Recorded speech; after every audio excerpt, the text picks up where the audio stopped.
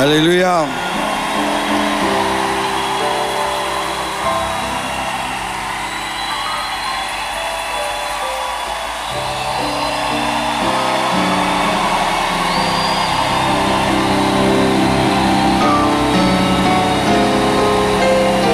Merci.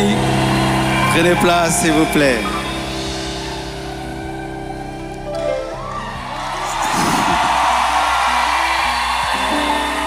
Amen. Ne coupez pas le live, hein? Nous voulons que ça passe en live. Ne coupez pas le live.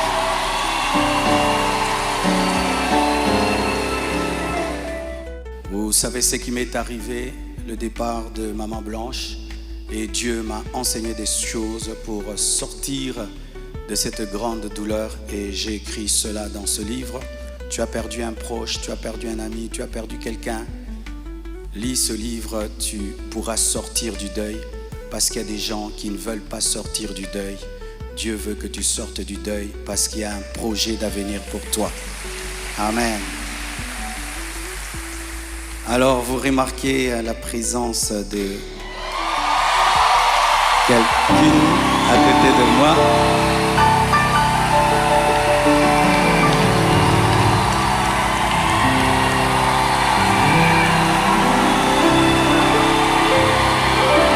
Amen. Est-ce que je peux maintenant parler? Amen. Alors beaucoup de gens posent la question, elle est d'où, elle est d'où, elle est qui?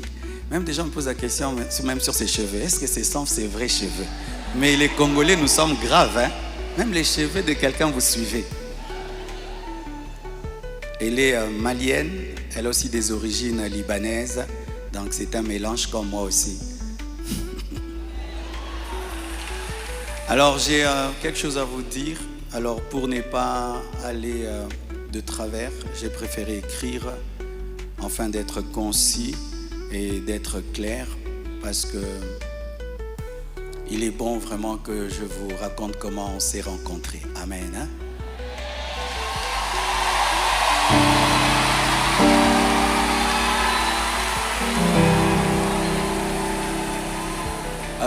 Est-ce qu'il y a quelqu'un qui parle en lingala? J'aimerais aussi que ceux qui parlent le lingala entendent. Qui interprète bien le lingala et qui est bien habillé?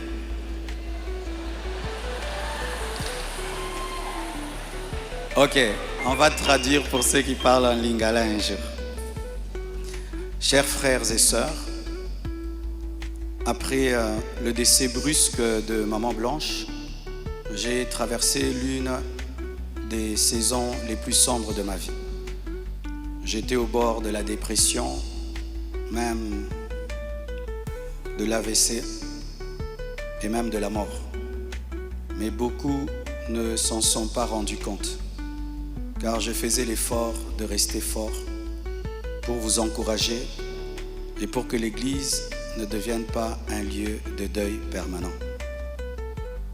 La solitude, les nombreux questionnements, la douleur de mes enfants, l'innocence de mon bébé, le poids du ministère, la gestion de mes affaires, de ma maison et même de moi-même, tout cela pesait terriblement sur mes épaules. Il m'arrivait de sécher mes larmes avant de prêcher et de pleurer dans mon bureau après avoir prêché. Dans cette épreuve, le pasteur Ézéchiel Moulumba, un ami d'enfance et fils du même père spirituel, me parla un jour de sa fille Esther. Mais je lui répondis que je n'avais ni la force ni la tête à cela. J'avais même demandé à Dieu le don du célibat dans l'espoir de ne plus jamais ressentir le besoin de me marier. Mais Dieu ne répondit pas à cette prière. À plusieurs reprises, par l'intermédiaire des prophètes, des songes et des convictions personnelles, le Seigneur me fit comprendre qu'il voulait que je continue ma route et que je refasse ma vie avec quelqu'un d'autre, et qu'il était dangereux pour moi de rester longtemps dans le veuvage, car un plan maléfique se tramait contre ma vie, mon ministère, ma famille et l'Église. Je me souviens d'une vision particulièrement marquante J'étais dans une chambre encerclée de très longs serpents aux couleurs magnifiques. Ils faisaient semblant de dormir, attendant que je marche sur l'un d'eux pour m'attaquer. Leur venin était aussi mortel que la beauté de leur couleur. Un seul carré d'1 mètre sur 1 mètre me servait de refuge. La pièce avait une unique fenêtre qui ne pouvait s'ouvrir que de l'extérieur. Et je voyais une servante de Dieu venir ouvrir la fenêtre afin que je puisse m'échapper. Dans cette agonie intérieure, le Seigneur me poussa à recontacter le prophète Ézéchiel, qui me donna le numéro d'Esther. Mais au début, elle ne répondait pas. J'en fis part au prophète qui lui transmit alors mon propre numéro. La première chose que je lui avais demandé, c'était de prier pour moi.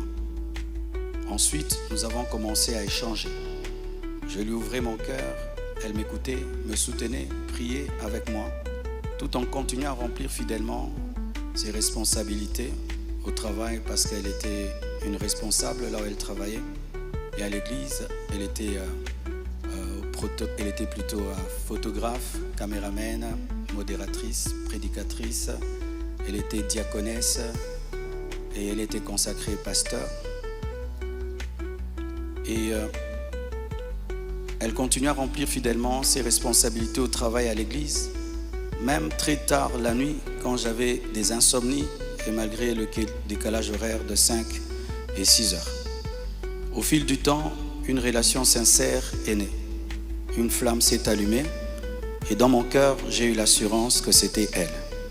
J'en ai parlé à son pasteur, à mes parents, à mes pères spirituels et à mes amis, afin de ne rien faire sans redevabilité, conseil et prière des autres. Même mes enfants ont été associés. Ils ont souhaité la rencontrer, ce qui s'est fait selon le timing de Dieu à Bruxelles. Le Seigneur m'avait parlé d'une période d'1 an. Il ne l'a pas dit qu'à moi, mais à d'autres, y compris certains d'entre vous. Plusieurs ont même reçu des détails précis la concernant, ce qui confirmait ma direction. C'est pourquoi le mariage a été célébré le mercredi 23 juillet en Belgique. J'aurais aimé qu'il ait lieu à Kinshasa, mais cela aurait été trop coûteux et compliqué à organiser. Je comprends que certains aient été surpris ou même blessés par cette démarche qu'ils trouvent très rapide, mais sachez que pour vous, c'est une année. Mais moi, j'ai senti que j'ai fait 3 ans, tellement que c'était terrible, mais je ne pouvais pas, sur cette chair, vous relater ma vie. Si cela vous a offensé, je vous présente mes excuses les plus sincères, mais sachez ceci. Le Seigneur s'est servi d'Esther pour que mes enfants, après avoir perdu leur mère, ne perdent pas leur père. Pour que la compassion ait toujours un pasteur debout. Je l'aime profondément.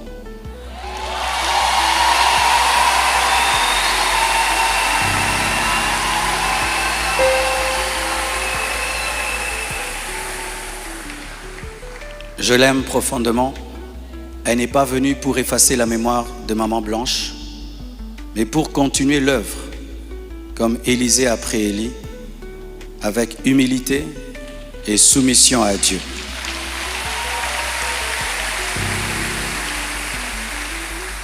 Priez pour elle, elle est étrangère, c'est sa première fois d'être au Congo.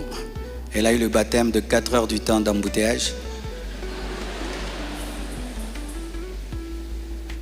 Et aujourd'hui, Dieu a fait grâce, il fait froid. Je lui ai dit, tu sens le froid quand même? Elle a dit, mais c'est climatisé. J'ai dit, non, c'est le vent. Priez pour elle, portez-la dans vos cœurs, comme vous m'avez toujours porté dans les vôtres. Demeurez en paix et continuez à prier pour nous, pour toutes ces certaines choses que vous entendez. Je vais clarifier ça progressivement, avec le temps de Dieu, dans l'amour, dans le pardon et dans la sagesse, sans rancune.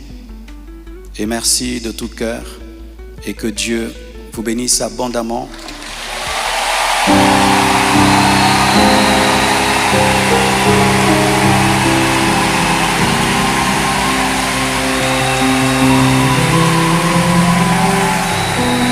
votre soutien.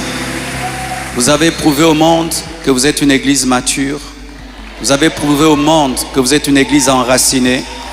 Vous avez prouvé au monde que votre foi est fondée sur Jésus.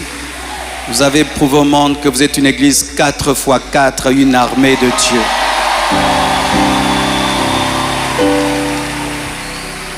Des fois, j'ai dit à Dieu, tu as beaucoup de serviteurs, pourquoi tout ça c'est moi? Il y a beaucoup d'églises au Congo, pourquoi la compassion, la pluie, les écrans qui tombent sur les gens? Mais nous avons une grande destinée. Un jour, nous comprendrons pourquoi tout ça. Alléluia. Aujourd'hui, nous voulons que vous puissiez prier pour nous. On a prié pour nous à Bruxelles, mais votre prière me manquait. Priez pour nous, s'il vous plaît.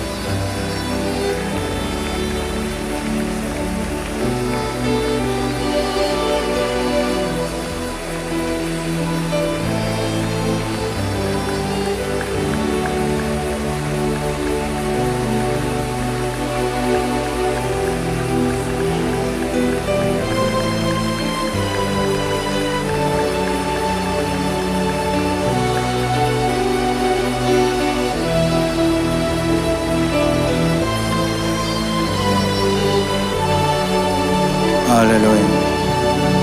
Maman Esther va prier pour nous.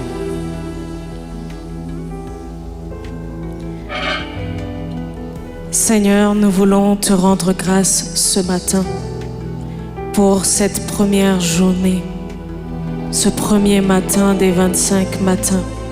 Nous te rendons grâce éternelle pour tout ce qui a pris place en ce lieu. Nous te disons merci Seigneur parce que nous avons déjà expérimenté ta présence. Nous pouvons palper et sentir ta présence en ce lieu. Et pour cela, nous te rendons des actions de grâce. Nous ne prenons pas part pour acquis ta présence, mais nous savons que c'est un privilège que tu nous accordes de la manifester en ce lieu. Et c'est pourquoi ce matin, nous te disons merci. Nous te recommandons également les restants des 25 matins. Nous prions, Seigneur mon Dieu, que nous puissions expérimenter ta présence jour après jour et davantage en ce lieu.